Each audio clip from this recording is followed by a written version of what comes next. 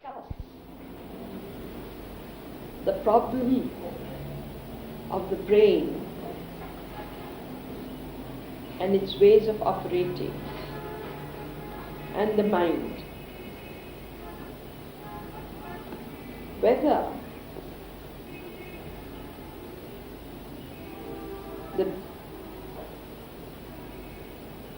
it is brain only, or whether there is another element which together with the brain makes up mind. I would like to point out that I am not an expert, that I am a layman, but I have watched, but as one has watched one's own brain in operation and watched other people's brains too in operation. So I'm starting from an observation from one's own brain and other people's with whom I have come to contact. The brain is a very sensitive instrument, highly sensitive, but has been drugged by knowledge, by drink, by drugs, and all forms of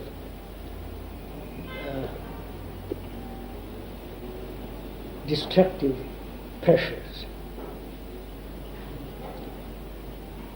And so we should start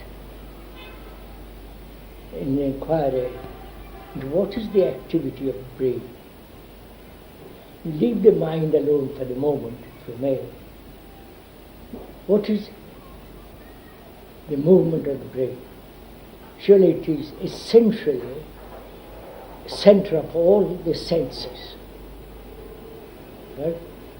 Center of all reactions and actions.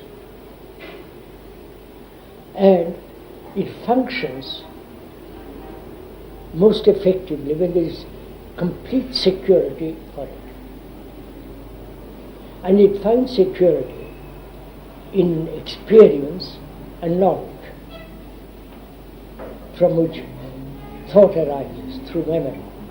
So within that cycle it finds complete security. When it doesn't, then it creates its own illusion and clings to that illusion, whether it's the religious illusion or psychotic illusions or various forms of other delusions. That is the activity of the mind, of the brain, sorry. So, from experience, knowledge, memory, thought, action, is caught in that cycle and conditioned in that cycle, which is time, limited space, and tremendous effort, not only to remain in that field, but also the fear of the known and the fear of the unknown. That is the state of the brain, as far as I understand it. You said a number of things, Christopher. It is the center of the senses. It receives and through the senses operates. Responds to the challenge also through the senses. That's one element. Yes, through various forms of... The second is it stores memory and uses memory. Of course, skillfully or unskillfully. Yeah, but it stores. It's a storage. It's an area where storage takes place. And an area from which energy arises and responds, partially or impartially. Has it in the capacity also to see a thing with all its... To see? To see with all of itself. To see its own limitation? Are you asking see No, through I'm- limitation, or to see the whole movement of the brain? Are you asking that? I'm asking whether it can see with the totality of itself. It is all these things. It's either using one or the other. It's always responding with a part of itself. That means it's either taking in or moving out. It's either drawing on memory or it is using that memory to respond to a thing, or it is taking from outside and storing in memory. All these are there. Yeah. Now, I am asking, has it also got the capacity to use all these things and respond or see?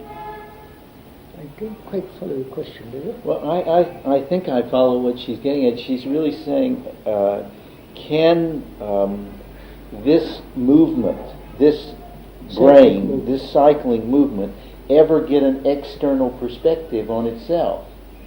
In other words, here it's going around like this. Can it ever be here to see itself? Right. Can it observe itself? Are you asking? I won't even use the word itself, because what it sees is itself. Mhm. Can it use itself fully, totally? Because when you say can it see itself, you're positing itself as something else to what is seen. Yes, but I think that's what you would have to postulate, wouldn't you? I don't quite understand. In other I words- think Pupulji is asking whether it can function fully. Yeah, That's all. It receives sense impressions, but I think according to physiologists, it never receives fully. There are various stages. Limited. Limited. So, are you asking whether the brain can act fully, completely? yeah. No. Not the right side and the No, left side not- balancing each other. No. Just let me finish. Not the balancing the right side and the left side. You see, I don't know anything about right. I don't know either. You've told, other people Yeah, have told me but about. even with the limitation of itself, they say you use only a small portion of the brain. That we all know. But even that small portion of the brain you don't use totally. Yes. Even that portion of the brain is further divided, subdivided. There are 20 functions within the brain cells. I No. follow. Well, that's not really true, but go ahead. Well, Come back to- I'm Yeah. speaking again as a layman, whatever it Well, is. I think when we say it only uses itself partially, we're saying that the part that is operating is only part of the totality. Yes. When it's operating in that part is total in itself. Yes. So that's Yes, an yes. Sir, important. isn't it a problem that any form of specialization, any form, further limits the brain? Well, that's a very interesting question. You know, there's some new studies to show they give people a dye. In other words, it'll light, when you take a picture of it, it lights the brain up. And these studies have shown that when you're writing, only one part of your One part of brain the is brain light operates. up. Well, If that- you're in pain, though, your whole brain is lit up. Pain or Or suffering, suffering or or stress. a great deal of shock. Yes, the whole brain Brain lights up. operates. You can observe all this. Yes, You don't sure. have to study books. Right. You can observe this in oneself. So in that way, what you say, there's when there's specialization, there's a part. Part, that's Part. it. When that part acts, it is acting fully in that part. Exactly. It is not acting wholly. No, No, the brain is not acting completely. no. No. So the question is how to, no, not how, whether it's possible for the brain to act totally. Is that the question? Yes. Is that the question? That gets closer to it, I think. We are coming close to Coming it. closer You see, to we- it, but not exactly what she's saying. We started by asking, we are inquiring into the nature and structure of the brain cells, of how they operate. That gets too Technical. technical. Let's don't choose What those are the various functions of the brain? You started with that. Well, I think what you're trying to get at is when the brain is operating, let's say, as a special function, and it's one of its specialized functions, and various specialized functions, is there any way for the whole process to ever be aware of itself? Yes, is that what you're getting at? Can there be any? I know See, what I'm trying to say. It's only in different language I'm using to you. Yes. You say aware of itself. The itself is all that it sees, all that it listens to, all its knowledge. That's itself. Yes. There is no itself apart So then from you're that. answering your question. It isn't possible. It is possible or it isn't possible. What is the real question? Let's move away from this. I am only questioning that word itself. Yeah. I'm saying, can that brain operate totally with itself? Be aware of it. Be aware. It operate totally. So she's, as far as I can understand the question, she's asking, when does the brain operate totally? We said just now, when there is intense suffering, or a great shock, or a challenge that it must answer totally. Yes. That's right? Now, what takes place in such a situation? Yes, I'm coming to it. Yes. What takes place in Yeah, such a I situation? say, I've got your question. If it is a shock, it is absolutely still. It's throbbing, waiting. If it is suffering, it is operating fully, but it's trying to find a way out of it. Chemically, physically, in a sense, escape from that suffering, or it invents an illusion. This is happens, sir. When I suffer tremendously, when one suffers tremendously, the shock of it is paralyzing for a moment or two. Or it may last a couple of days, I don't know. And when you come out of that shock, it tries to find a way of comfort, to ease the pain, to move away from the pain. And so it must invent or find a method of escape, which is either through drink, taking a drug, going to various religious ceremonies, any form of escape, right? Those escapes become very real, though illusory. So that is the state what happens. The constant, the unbearable pain and the escape from it. Yes. To get a relief. Get a relief. And the relief becomes more important than the suffering. Right. Drink becomes more important than pain. Well, yes, becomes the goal. Good. So the religious, the psychological, the philosophical concepts become more important than the actual suffering. Is it that That's right. brain finds it extremely difficult to be totally awake, Totally? operating?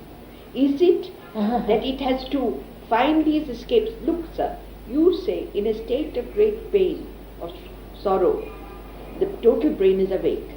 Now, take a simple example, people. You have a great challenge in front of you. Just a minute. Challenge. Yes. That is, let's say, challenge of Death. It's a final challenge. death. You face death. Death. Let's take the challenge of death. Then the whole system is awake. Fear, anxiety, the loneliness, the desperation of separation, and all the rest of it comes into it. Now, what is that state of the brain when there is such intense challenge? Go and investigate in your own mind, your own brain. Investigate, look at it. No, sir, that's anyone who's faced death fully, for an instant the mind is paralyzed. Of course, shock. Is that state of paralysis a state of being awake? No, oh no. It's a state of a shock. That's not No, awake. but when you say that when there is a state of shock, I the will total brain is lit up. No, a Yeah, shock through a compulsion, let's put it. Yeah, but that you also I'm see getting that it. the total brain is lit up. Therefore, there is no part of the brain which is free of this shock. I think yes, it's completely focused for a second, completely focused, and the totality has there's no words, it's a state of alert perception for a moment. The total brain being lit up may only mean that everything which is contained within the brain is stimulated at that moment, which is not the not same thing as the brain functioning fully. But I wouldn't I wouldn't agree. I would say that if the brain is totally lit up, that's all we know. The brain is totally lit up. But it cannot remain with being totally lit up. It's too much for it. And it immediately brings in the shadow to diminish that light.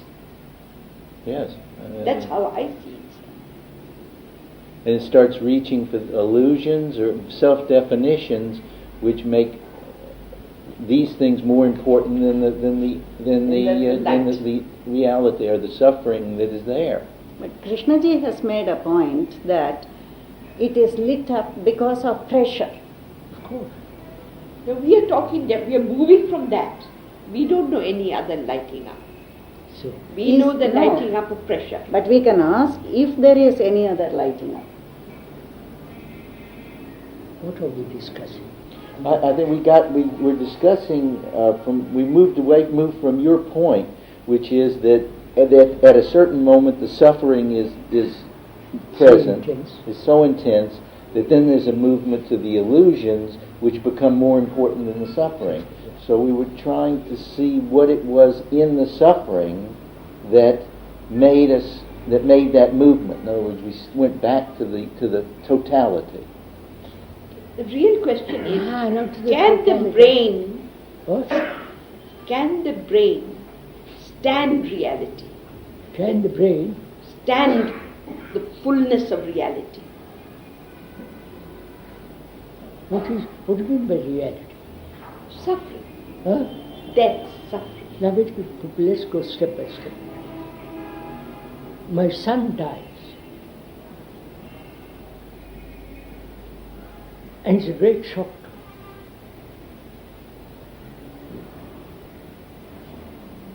For a sec, perhaps it may last a couple of hours or a couple of days, couple of years even. I'm in a state of shock from which the brain, to which it's not accustomed, wants to escape. Right? It wants to escape from this pain. And it finds some kind of escape. And it's satisfied with that. That's what generally takes place. It builds on that. It relies on that, it escapes from that, and it feels satisfied with that. Then what is the next question? The next question is it possible for the brain to remain with the shock? It has escaped. But before it escapes, Well, now we are asking a different question. Before it escapes, can it hold remain with that shock, get over that shock, huh? Maybe a couple of days, couple of years, couple of weeks, get finished with it, and not move away from that, from the loss of the son which has caused pain. Is that it? Yes, yes. That's what you're asking. Of course it can. No. Now I want to ask you one thing. What is meant by getting over the shock? Getting over the shock in the sense, I've escaped, I've eased, my nerves have relaxed, my whole organism is more or less at ease. In other words, I've forgotten, I want to forget the pain of that day. No, you used it in another sense. You said, instead of escaping, can it remain with that? Of course it can. Get over the shock And yet remain. with it. Yes. Now I'm asking you, what is getting over the shock in terms of remaining with sorrow? Yes, that's simple enough. Don't escape. What do you mean, don't escape? What do you mean, don't escape? Don't escape. But who's going to don't escape? The brain is don't escape? No. Realize, the brain realizes the escape in any form is futile. Any form of suppression, any form of comfort, tears and all that childish stuff. Can the brain do that? Yeah, of course it can.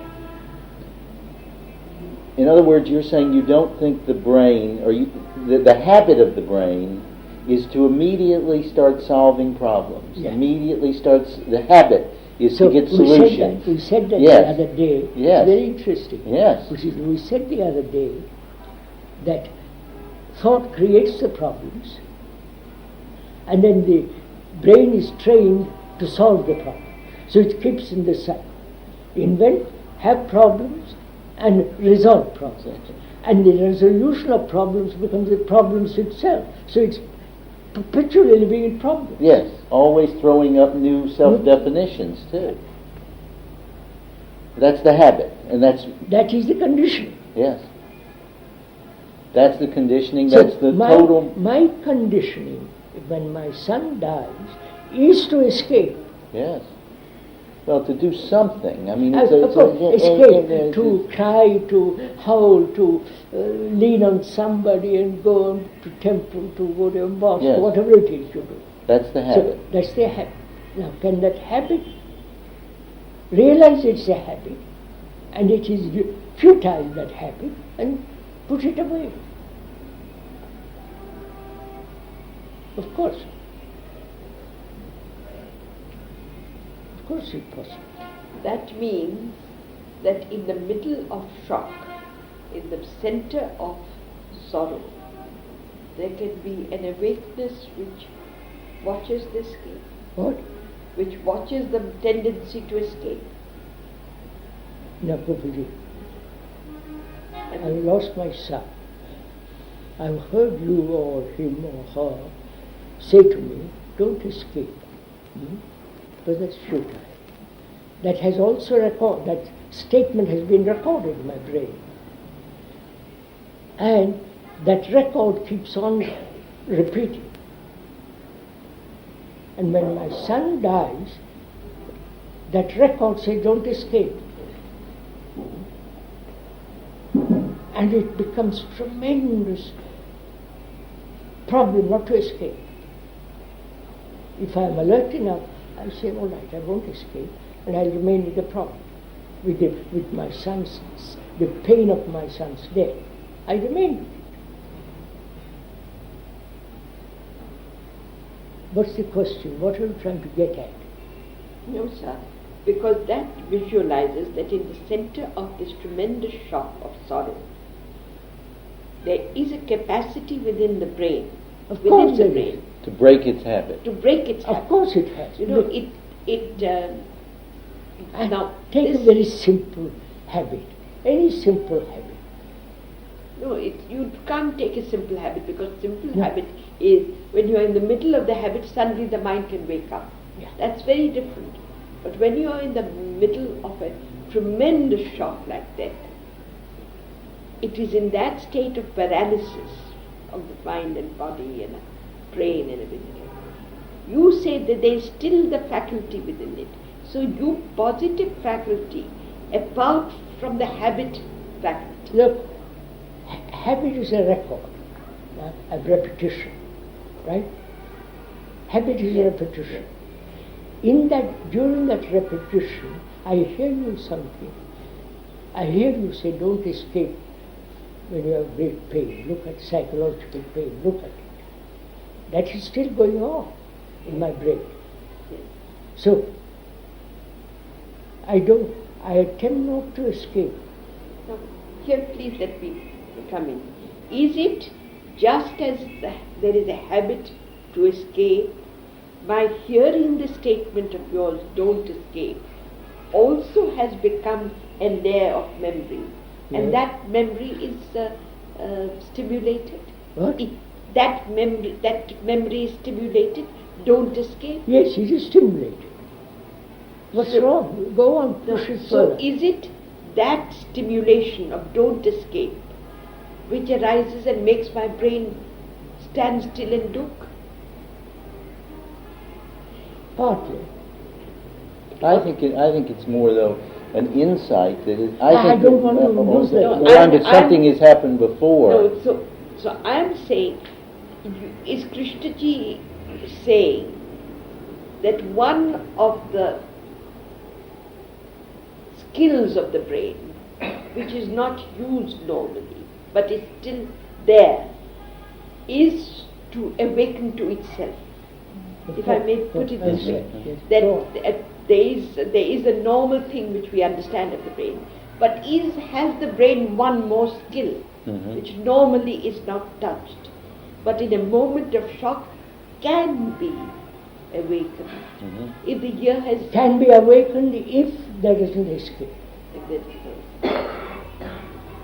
Obviously, even biologically, that is so, that if there is a long habit which proves to be a danger, It breaks it. it breaks it. No, but a long habit is a very different thing, because in a long habit it can break it anywhere along the line. But here this is quite different. The shock is tremendous and the movement is immediate. Yes. So No, but escape is a long habit. But has the brain learned not to escape? Has it? No, the point is the brain has the capacity to break its own habit. At the When instant, or there has is a it learned something crisis, new? it does so. Okay. Yes, but has it learned in other words, I come along here and I have a crisis and I go into my habit. I come along and I see this time it's not a good idea. It's not good for me to do that. Now the next time I meet the crisis, do I immediately not go that way, or do I have to say to myself, don't go that way? Have I learned so that fundamentally I've changed? Amicha, that means what? Let's look at this point. There is a difference between learning and accumulating Exactly. knowledge. That's what I'm saying. Yeah. If I have to repeat to myself, don't do the habit, I've just accumulated knowledge. Yeah. But if I've really learned, then at That's that it. instant, Yeah, that's it.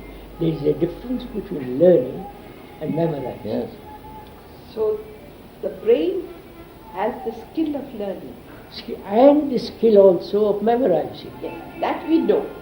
The skill of the memorizing part of it we all know. But the other we don't know. No, don't say we all know. We know it, but we keep on. Yes, but we know it. We keep Ah, on. don't you We know- live in it. That's our life. That's our life. Learning is not our life. No. So what are you objecting to learning? No, I'm just trying to probe into it. I'm not objecting to it. I'm saying that there is a skill in the brain which is a new way of listening, or a new way of Yes, seeing, naturally. a new way of learning, which is not an accumulating process. Yes. Now, You've said that doesn't If that happen. has to arise in the state of shock and sorrow, now I'm going to say something. It must have listened and learnt over time. Now, is it a question of time? Huh? Has it learnt this over time? No. Learning is not accumulation of time. Then No. where is it in the brain? I don't quite follow all this. Sir, memory is stored in the brain. Where is learning? What do you mean by learning? Let's get into that later. What do you mean by learning? Learning. I know memorizing. That's fairly clear. Which is repetition. Which is, I've heard it so often in memory, all the rest of it.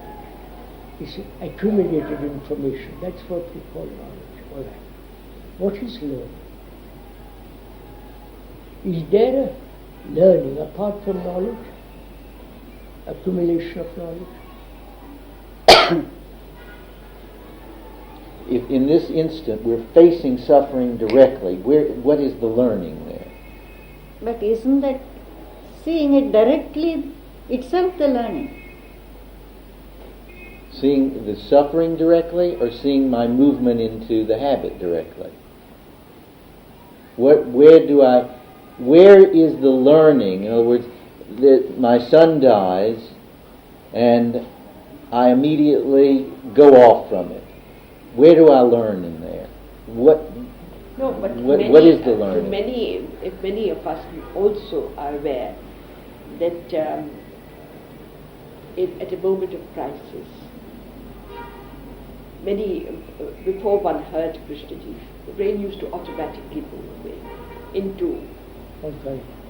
After hearing Krishnaji, it does pause. There is space in which it can, I won't use the word choice, but there is a space in which it need not move away, let me put it that way. Now, I am trying to get at this space which arises in the brain before it moves away, which gives you a moment. Is it of the same nature of memory? Is it another memory which comes up? Don't move away. Is it, well, if you've learned, could we use a different word than learning? we could. Which is perception. Perception is never continuous. It's not of time.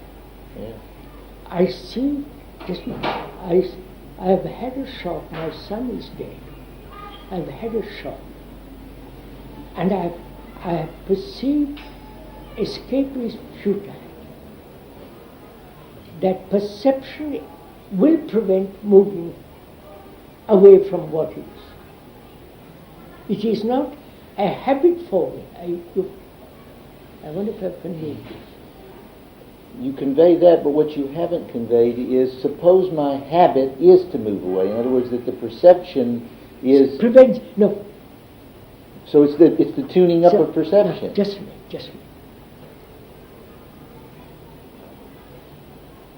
My son is dead. It's a great shock. At that moment, my friend comes along and says, look, don't ever escape from this.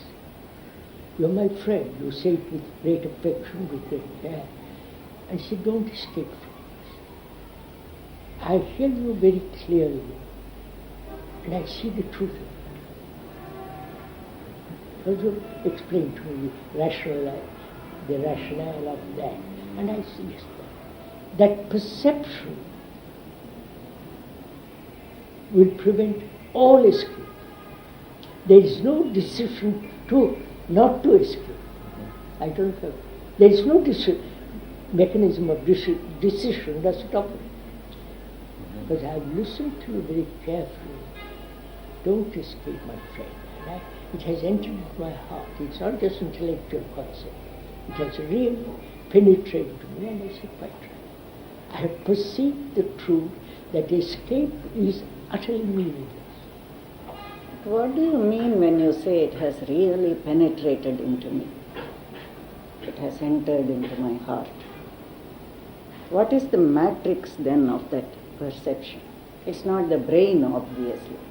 Why not? Why do you say it's not the brain? Because the brain functions in time.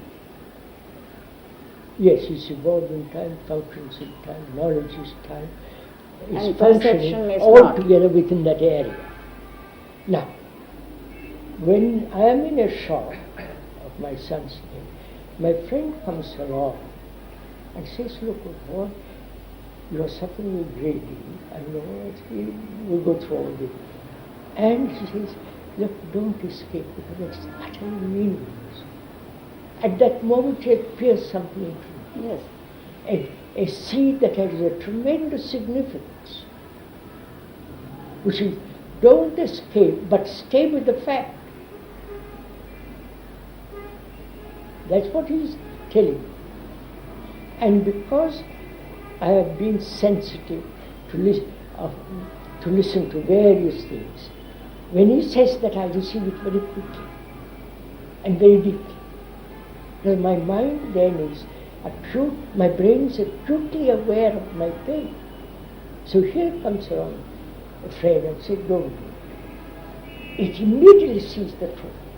Perception there is not learning, it's perception all the time. Right. May I ask a question? Unfortunately, sir, in the moment of great sorrow, we don't have a friend like that. No. Because we have never cultivated friends. No, apart from friends, let's get them, move away. Really, one is alone in sorrow. Totally. Now, what takes the place of the friend within ourselves? That's very simple. Isn't it? There has to be a mechanism within ourselves which is the same has the same nature as the friend. Einstein, don't who you evokes understand? that within ourselves. Are you asking this? Is there a mechanism, we use that word mechanism, which without the friend operates? Yes, that's really it. What do you say, sir? Well, I'd say that that's where we come back to learning. No. Something He's asking something else. something has to hold there. Pupuji is asking a question. I have no friends. When I suffer, there is no friend. I am utterly alone.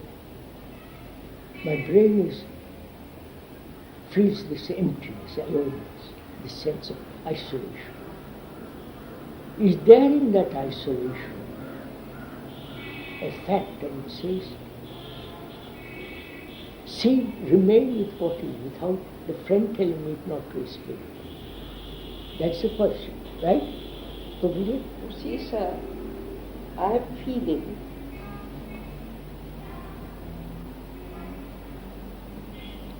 you see, it's not possible for a mind which has never looked at itself, inquired, investigated. That's infantile. You can't But discuss a mind which has investigated, looked, inquired, within it, within that state of tremendous sorrow, itself there is an intelligence which can arise out of it. The arising of intelligence is out of that pool of energy, shall I call it. Has that But you see, tremendous state. take the other man, another human being, who has seen the futility of memory, limitation of memory, not escape, all along during the lifetime, and suddenly son dies, his mind then is acutely aware of the pain and also because he has watched and learned before, perceived all around the life, then he doesn't escape. There's no question of escaping. That's right. Now, what he knows. Yes. He knows. He's totally committed to. I mean, he's got conviction. Not conviction. He sees the Isn't truth it- is there's no escape. Exactly. Now, what is the difference between him and the person who doesn't know? Of course, lots of different, because it's just a man who's asleep all his life, and somebody comes and hits on his head. He says, "I woke up for the moment." He goes back to sleep. No, you see, this brain, which is awake and faces sorrow, is not it's not a brain which is moving within past, present, and future. Let me put it this way. This capacity of being in the present must be the factor of intelligence. Or you say, might put it simpler,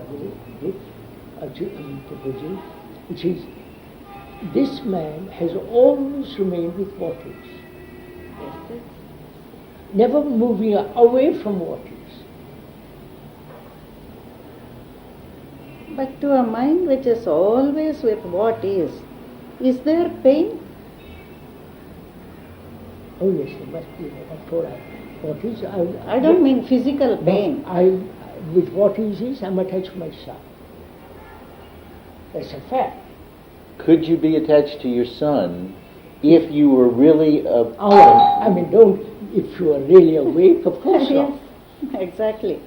So, but that's an important point, because if you are really attached to your son, then there are ingredients of brain such that you still don't know that at that moment not to do that. This is a contradiction, That's because when true. you are always with what is, then it is a state of wakefulness where there cannot be attachment. Exactly.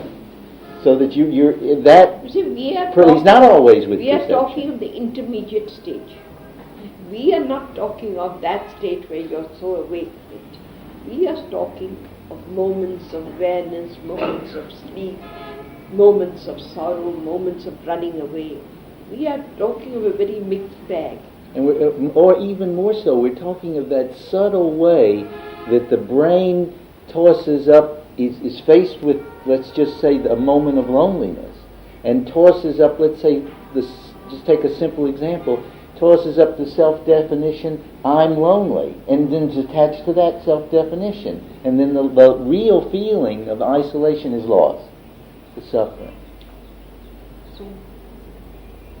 So let us put aside that mind which always lives in the present. Let us take, what do I do faced with sorrow? All right, let's stop. Sit on the chest. No, okay, Yeah, let's- come. no, That's it, okay. that's it. Do I realize, an ordinary man, that I am the past, present, and the future? That I am time maker. All right, this is important. Right? That I create my own future.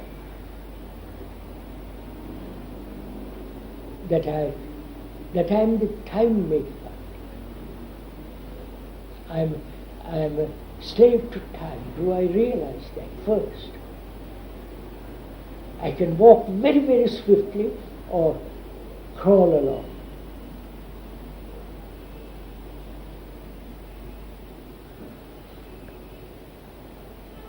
Do I realize that what I am, the future is going to be? If I don't radically change now, the future is, I have no future. You understand? So am I aware of this immense fact that I am the time maker. I am my own time maker.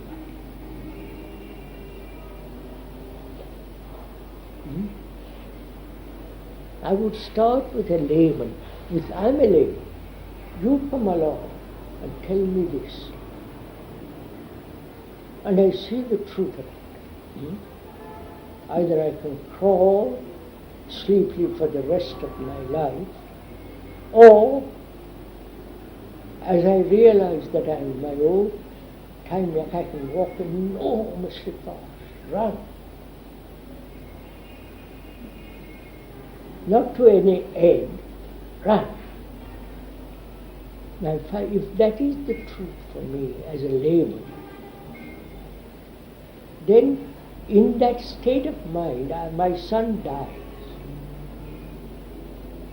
I think this is important. My son dies. I have a shock, natural, physical shock. And also there is psychological shock involved.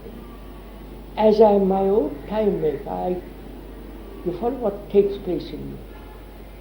There is no question of escape there. I wonder if you're following all this. No, sir. This is what I'm going back to follow this. Go on, and say, No. you go ahead.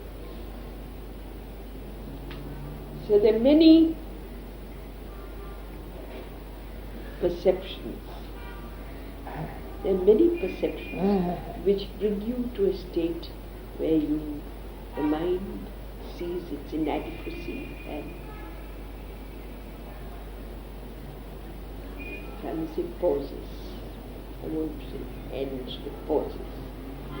What? The brain cells pause. We know that. We are aware of that. What? That there are perceptions which lead to the brain cells pausing. I don't For know. instance, I'm using another. You might say that it's a perception that I am the time maker. It may be a perception of the inability to see the reality of the I. No, Prabhuji. There are many Do things you which see give you to the that. reality that you're the time maker? I'm not talking various other forms of perception. Do I see when you tell me you're your own time, you're creating your own future, which is time maker? Yes. Huh? I think it's easy, it's possible to see that. Now, wait, you see that. Not as an idea, not as a theory, but as a tremendous realization. Now, my son dies.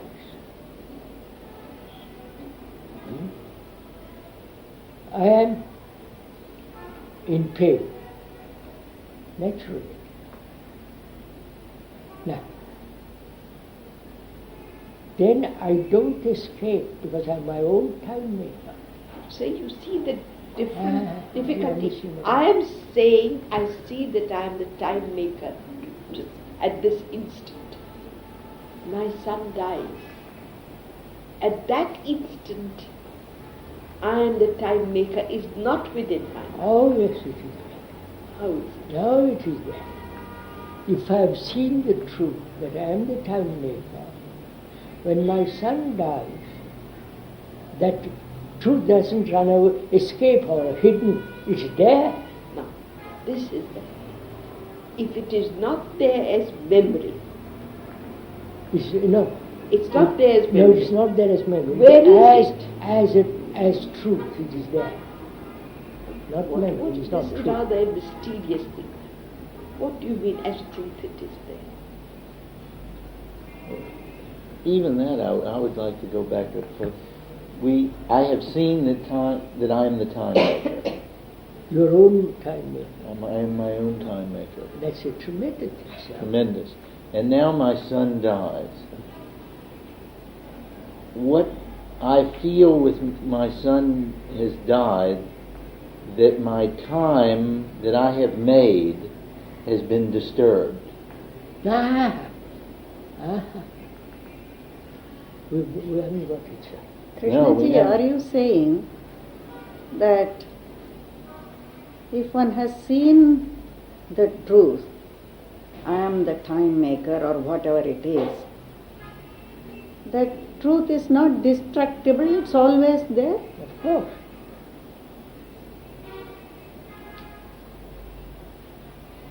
But it's not memory coming up. It's a germ, It's a germ. like a seed that has been planted. Huh? Mhm. Do what you will, it is It's growing. there. It's there. You can smother it, you can put cement on it, but it has got the vitality to break through the cement. Like a grass, like any of these. What is the relationship of that to the brain cells? Now, wait a minute, let's go into a different thing. The brain cells have been, as far as myself and layman, that they are conditioned by knowledge. Knowledge is their security, right? If it is not knowledge, it is some form of illusion, theoretical, philosophical, religious illusions. Now, it can move from one religion to another, one form to another, but it's not a mutation, right? What brings about mutation? That's your asking, you see?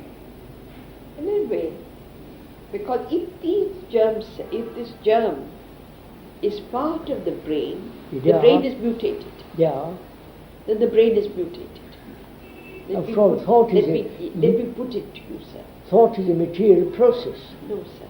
I'm saying something very different. If this germ of truth is part of the brain cells, then the brain cells are mutated. Yes, they have. You see, this is what I'm Of course. You see, that's what I'm saying. If I listen to you, not as a theory, as a person somebody I adore or this or that, but I listen to you with tremendous feeling of respect, feeling of great affection, and I feel what you say is true. And I found that what you say is true. That germ has been planted, and it has its own tremendous vitality. Right? This is obvious.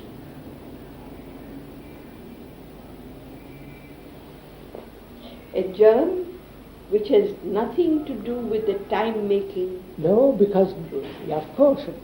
Or learning. Oh, Or learning. no learning. So, just wait. I come to you as a friend. We have talked to each other a great deal. Actually, we have.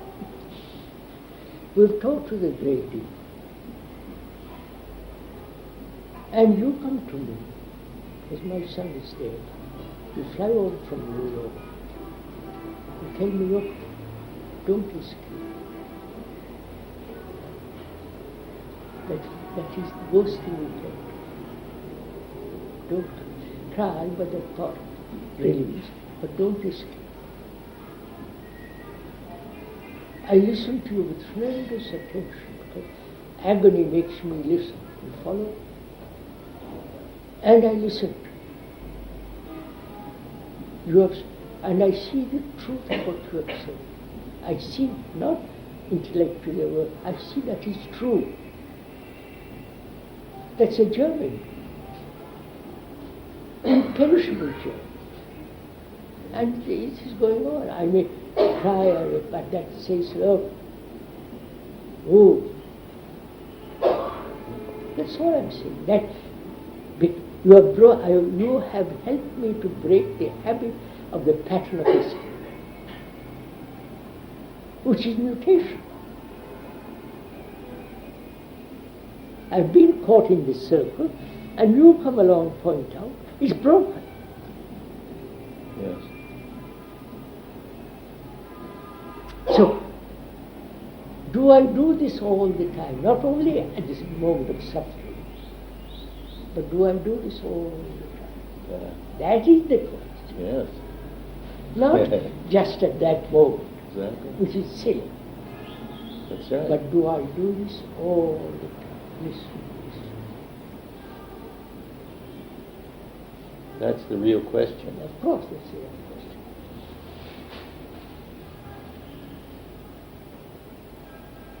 And that is, that's such a fundamental question, because the challenges of daily life are not nearly as They become important then. within that context, Yes. within that question. If you challenge me, you tell me, what are you talking about? What nonsense. Hey, you follow? If I'm alert enough and I'm critical enough in myself, what you say about nonsense, I begin to say, is it nonsense? I want to look. It's all the time afresh. It isn't just at the moment of death. You see what happens to a sleeping man.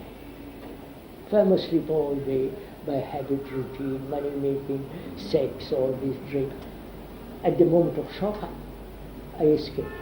But if I've been doing this before, then death as a challenge to me. Not as a sorrow or shock, just as a challenge to me.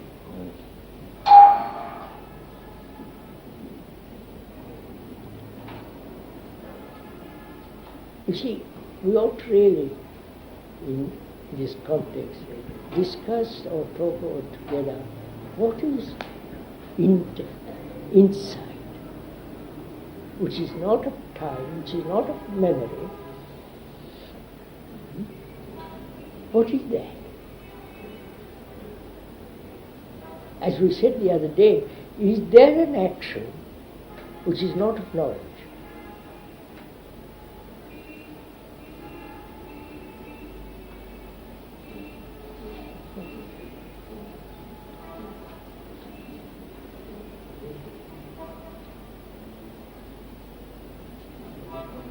Would you call this perception, or this? Would you call that that's not of knowledge? No. No. Of course not. No. We were talking about it some time ago with Dr. Bohm, this fact that insight transforms or brings about mutation in the very brain cells itself. We discussed it, he saw it, he agreed, if I'm not mistaken, I may be mistaken, subject to his correction, that to see something immediately, the truth of something, not rationalize explanation, conclusion, and then from that conclusion act, which is a decision making, which is a mind which is solving problems, or brain which is solving problems, but to see clearly instantly. And then not ever to go in that direction. At all. Ever. Finished. That, though, you see, I disagree with Dr. Bohm in some way on that. Not that I disagree, but I think that the fundamental difficulty of that in daily life. Wait, I stated this. Dr. Bohm didn't say it. I stated it. Yes. He agreed. He agreed. Okay. It doesn't mean okay. you But are I being polite. Yes. I just think that there's let's put it this way. It is so. We need to go further into what is it that prevents this insight from being so fundamental, so that conviction is, so that the conviction is so strong that never move in that. If I may say, hasn't the mind or the brain to learn to slow itself down first? I'm saying it with, and I think the very observing of the mind slows the brain down. This pause which arises or should arise between any impact and the response to that impact. I think it's in that pause alone that insight is possible. Whatever insights arise when there is a certain gathering of all your senses to a point of immobility where they don't act. So you're suggesting a method which prepares It's not a method. the mind. If I again put a method, you will jump down my throat. That's what I'm But trying I'm to get not him to talking do. of a method. But the very observing of the mind slows down the mind. Not a method, but for Krishnaji, insight might come instantaneously all the time, possibly, we don't know. But for most of us, there is a process of inquiry which is rational, if I might use that word, which is, and that process of inquiry leads to some kind of an insight. No, Wait. I'm not sure. I wouldn't put it that way. I But won't- it I won't leads put it to. that way at all. No, but it leads to. As you see perception flowers. I mean, I'm quite certain of that. But you don't deny the value of inquiry, sir. No, just wait. I'm greedy. Yeah.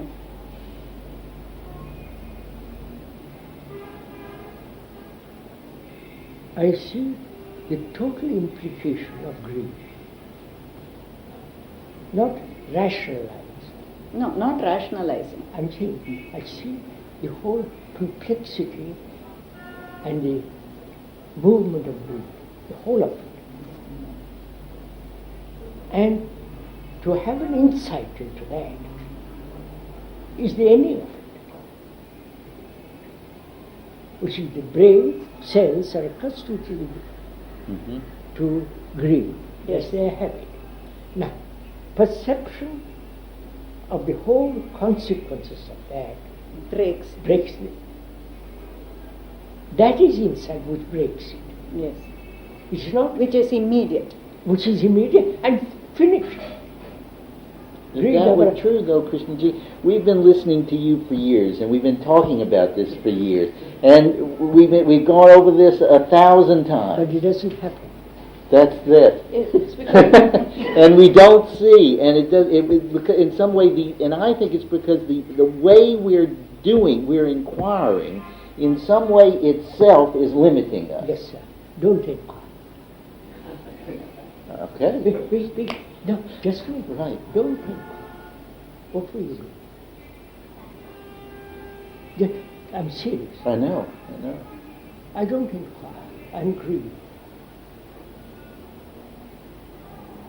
What happens?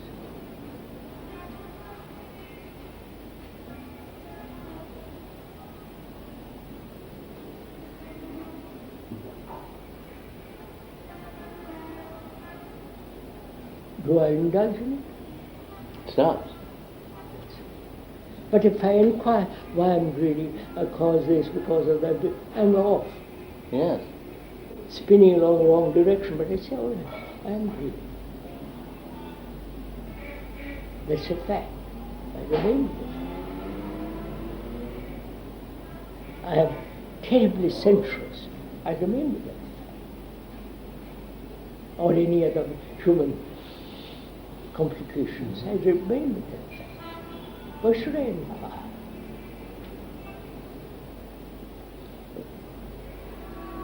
Because The habit. no, No. the causation will help us to get rid of. It's the habit, No, it is the desire to find the cause. which is the desire to be free of the cause, which But- is the desire to be. Etc. But if I remain with that,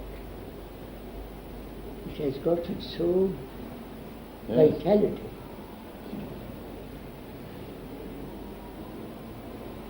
It's like giving up. It's so funny. It's such a paradox, right?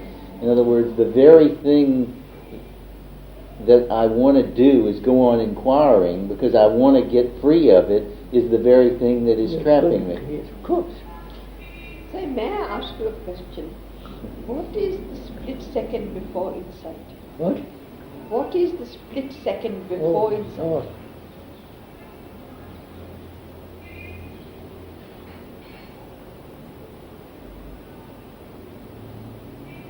Look, suppose I have a problem and I ask, go to you and discuss with you, go to you and go, I'll discuss in the resolution of that problem. I discuss it because I really want to do something about it. Right? I don't want to escape from it. I want to act. Right? You follow? I want to act. Which is, I am dictating to the problem to act upon it. Whereas the problem says, don't act upon me, I am your problem. Listen, the problem is not out there, it's here. Right? So, I've externalized the problem and I want to do something about it. Whereas the problem is me. I want to come in. Yeah. So I said, all right, I've understood that. I won't even analyze, do anything. The problem is there, that's me. And I'm watching all the time how it acts. How the eye acts, which is the problem. I'm watching, as though there was a snake in the room, I'm watching it all the time.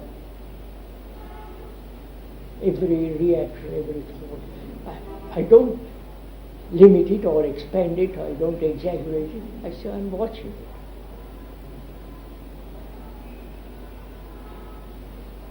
That implies so deep a conviction that there is no difference between me and the problem, and that I can't be any better than what it is.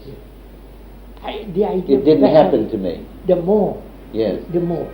But it implies more deeply the sense that I was never any different from this, and this is no past and future. So, but you see, like the war, especially in America and Europe, more. I go to this, I go to that, I go to the other, getting more and more and more. You follow?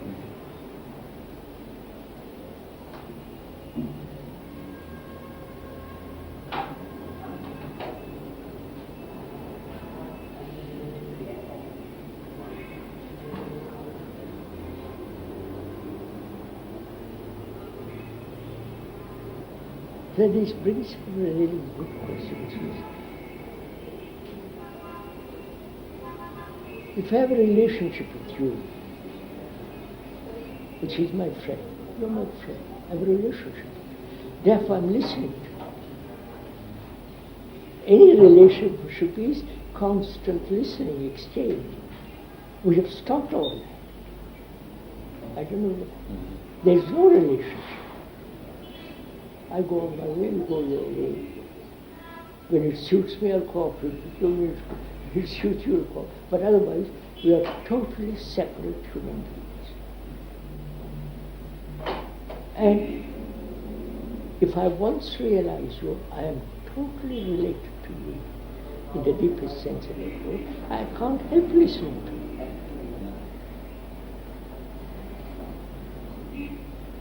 When you say listening to me, are you also saying that implies that wherever I am, you're always listening to me? Of course. And also I'm terribly doubtful about it. I question in myself, is this, So my mind is tremendously sensitive, brain active. It isn't gone to sleep in some beastly little habit. At no point is that mind held. What? At no point is that mind of yours held. No. Held in place. No. There is no point at which it fixes itself. It's like a... No, which means that there is really no attachment. forgive me, I'm using that word in the most deep sense. When there is no attachment, there is affection, love, and all the rest of it.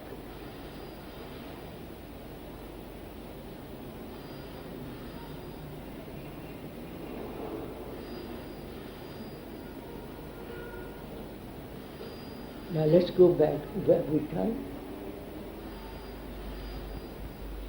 A few minutes. Have we time? They will have to change the. You can go on, sir. I like to discuss the difference between the brain and the mind.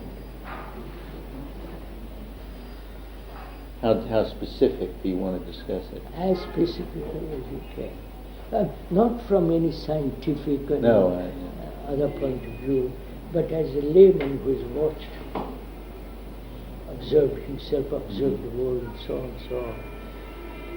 I think there is a vast difference between the two. The brain is essentially a sensory organism. Right? Yes. That organism is most dominant in man, in human beings, for all the implications of it. And that brain is very limited because it's in the field of knowledge. It's conditioned by that. It is knowledge. That brain is constantly moving from one corner, one chamber, but it is in the same area. Yeah. So therefore, moving to one corner, it thinks it's free. Or going to the other corner in the same field, it thinks it's free. But it's still within the fence. Right. Does the brain realize this? Or you telling me about it, and it then submits to what you have said, and that very submission is within the area of knowledge. Or I see the truth of that my brain is basically at present is limited in this field. Do I see the truth of that? If I do,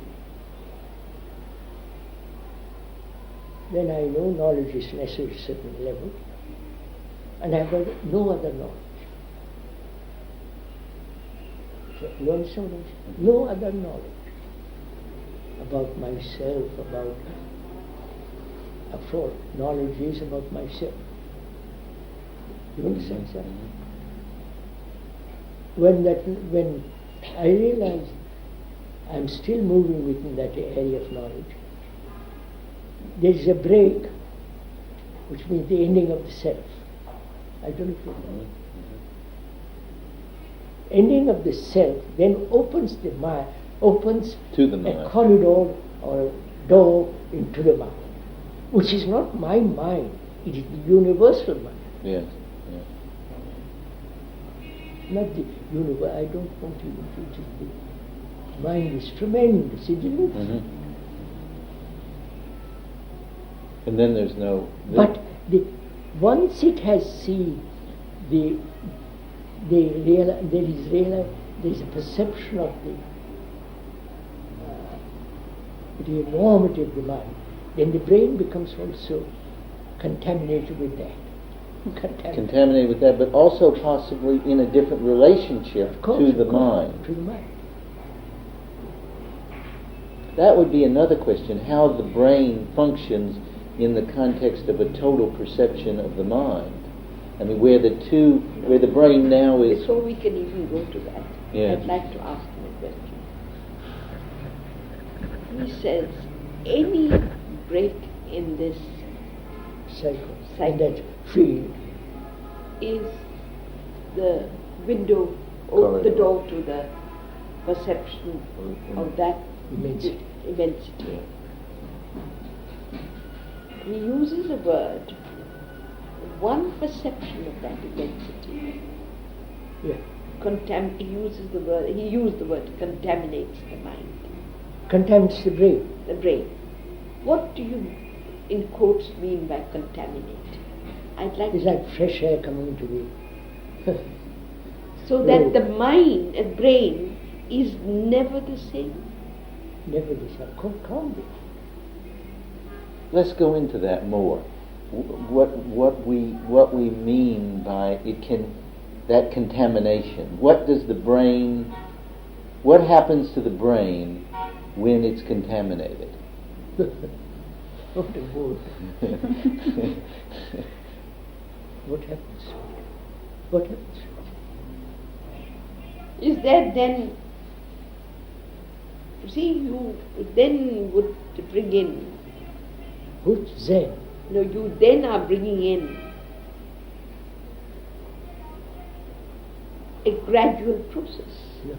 Because you say No. that one, That's all. I'm careful. I said one. one, If I see the truth that the brain is functioning within this area all the time, moving from one corner to the other, choice, freedom, when it sees that it's utter limitation, That's the contamination. then it's broken the window. You open the window. yes. Can it go back? How? It's like fresh air coming in. Never go back? Never go back to what? To again going into that cycle? In other words, here we've got, if you put it in a picture, we've got this, the car door is open, and we've got that. Now, Does the gate close? can the gate close? That would be it. Can the gate close? Is there an opening, closing? Oh, good God, it couldn't be. It's a game you're playing. No, sir, it's not a game. No, it's Please a very don't- serious it's a question. very I serious think. I understand. Who's going to close it? Who's going to The open brain, the habit of the brain. Aha. I know. Then we haven't done Society, living in the world. No, no. Aha. If we are sitting here with you. The world is me. No, sir, we are sitting with What? you here. Huh? We are sitting with you here. And the gate opens.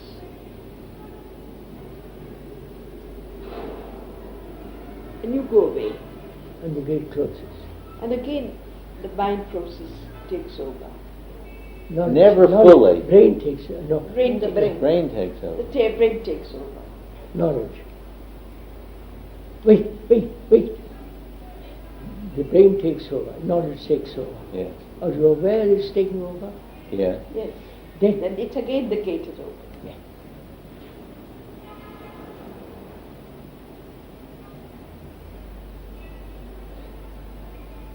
Sometimes, though, you feel like you're running behind it. You're aware it's taking So it. just look at this. By this conversation, the window's open. I go outside and the window gets closed. Am I aware the window is getting closed? That's most important. Yes. If I'm aware that it's getting closed, It's open. it's already open. Right? I don't do anything. It's not a question. I decide to open it, I decide to open it. No. It's moment I perceive it is closing, it's open. Exactly. So, is this to be repeated? That's the question you're asking. Constantly aware, closing, opening. What would you do if that took place? What would you do? What's your next question? If you are really aware that the closing and opening of the window, and no, the instant you are aware the window is closing, it's opening. Is this what you're going to do all the time?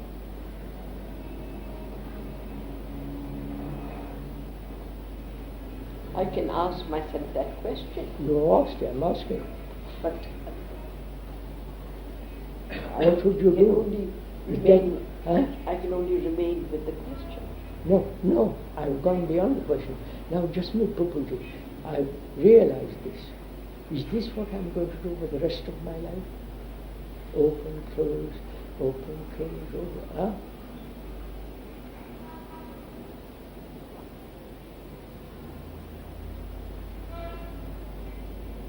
You answer my question, sir. What will you do if you really perceive or aware that the window closing moment you are aware the window keeps open? See what weariness this is? Huh? Mm-hmm.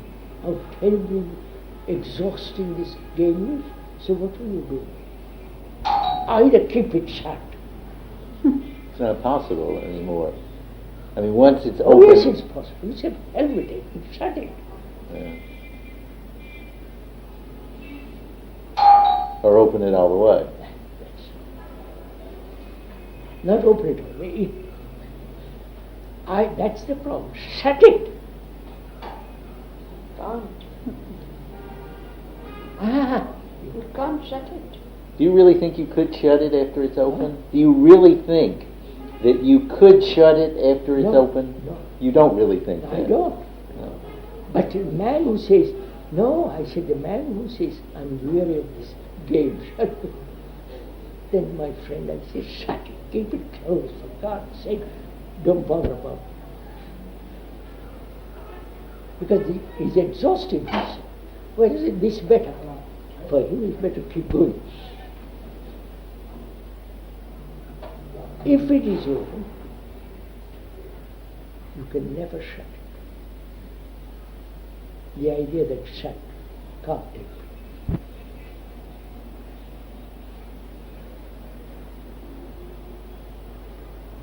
Because you see, we are looking at it from the point of view, I can do something about it. That's the real crux of it. You can shut it, you can open it, you can pay. Yeah. Once you see the limitation of this feeling, so complete, then you open the door. And this has no, you can enter it, but it's no meaning anymore.